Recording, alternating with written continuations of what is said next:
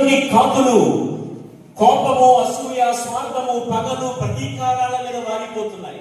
ఇంకా చెప్పమంటారా, మరికొన్ని కాకులు కులపు పునాదుల మీద వాలిపోతున్నాయి.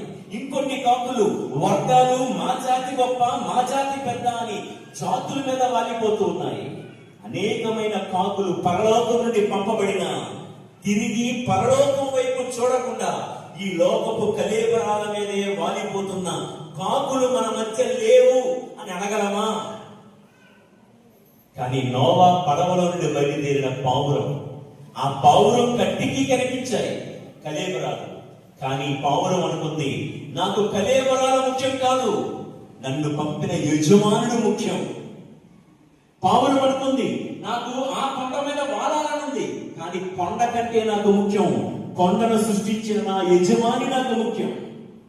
పావురము ఈ లోకం మీద ఎగురుతూ ఉంది, కానీ ఈ లోకంలోనే ఉండిపోకుండా తిరిగి పంపబడిన యజమాని వద్దకు చేరుకుంది. గట్టిగా చెప్పట్లు పడదామా ఆ పావురానికి?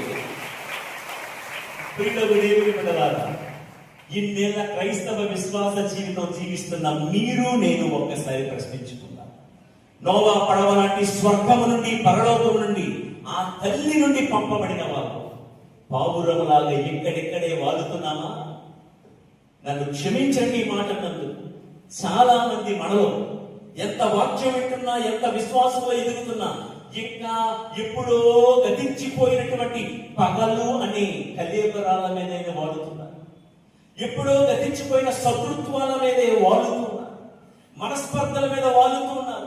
వారంటే కోపం, వీరంటే అసూయ, వారంటే స్వార్థం, కలహాలు, శత్రుత్వాలు, ఇలా కళేబరాల మీద వాలుతూ దేవుణ్ణి చూడటం మానేశారు.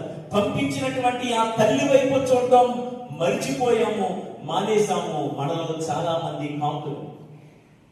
ప్రియులకు దేవుని బిడ్డలారా, కాకుల్లా మారకుండా పావురములాగా తిరిగి పంపబడిన యజమాని చెంతకే వెళ్ళేవారమై మనం ఉండాలి. ఈ పావురానికి బాధ్యత ఉంది.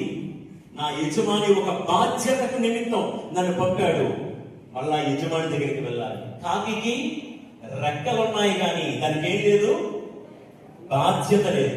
రెక్కలున్నాయి కానీ కాకి ఏం లేదు, యజమాని అంటే ప్రేమ లేదు. కాకి రెక్కలున్నాయి కానీ నోరు ఉంది కానీ అది ఏంటో తెలుసా? నమ్మిన బంటు కాదు, నమ్మిన బంటు కాదు. ఎక్కడ అవకాశం దొరికితే అక్కడ వాలిపోయే కాకిలాగా మనలో ఎవ్వరము కూడా మారిపోయి ఉండకుందముగాక. ప్రియులకు దేవుని బిడ్డలారా, 51వ కీర్తనలో